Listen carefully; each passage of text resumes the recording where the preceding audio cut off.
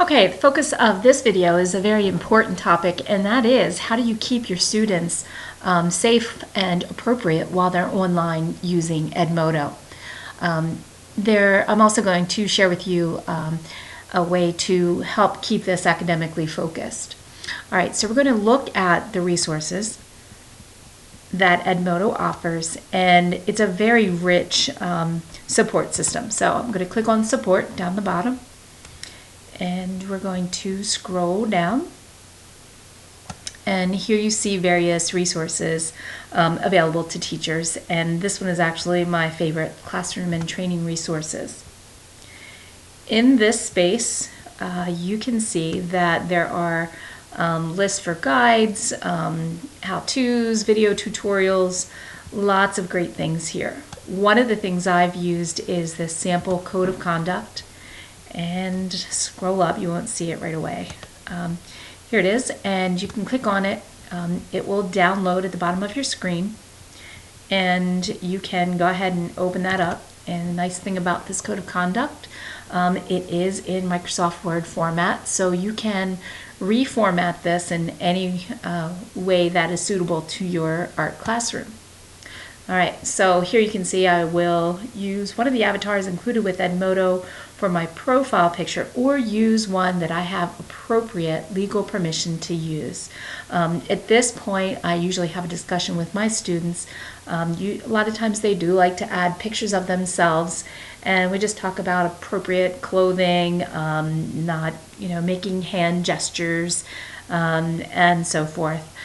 So we just go over a little bit of information with them regarding what's appropriate and what's not as far as their avatar. Okay, this is very important. I will use posts to discuss school-related content only. This is not their Facebook. This is Edmodo. It is to be used for academic focus.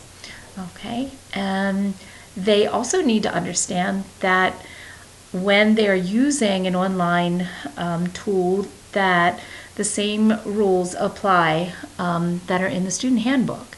So they will be held accountable to following those rules of your classroom, as well as BCPS and your school building.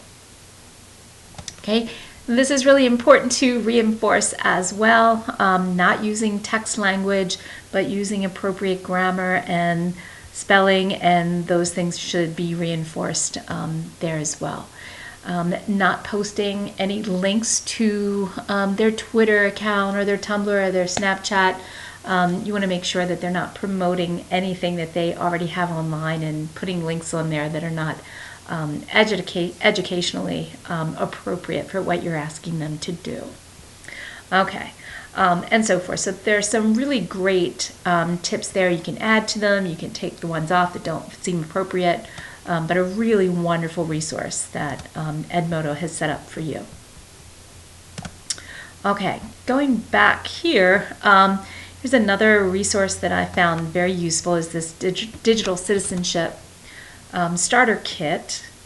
And within that there is, this is great to download. It's a kit, and it actually has lesson plans designed for teaching digital citizenship. Also down here there are some really useful tools, and they are organized for the different grade levels, elementary, middle, or high. And you can see right here, if you click on it, there's a nice little handout. It's for the teacher, it's not really for the students. And then it will link you to another video, and just teaching students about safety. So if I clicked on that, this goes to Common Sense Media, which is a very reputable site, and you can download more lesson materials, etc. So again, very rich group of resources for Edmodo. Another resource I just wanted to point out, and I'm going to actually send this to you, and I don't remember where I found it. But anyway, this is a rubric that you can use in order to make sure that your students, how you grade them for their online content. All right, so I'm going to go back to the BCPS Art Teachers, and I'm going to send you here is a tool for grading your student blogs. Okay, I'm going to go into my library because that's where I posted it. Okay, and I have an Edmodo response rubric, and I'm going to attach it to the post, and you can take a look at that rubric. So thank you for watching this video, and good luck.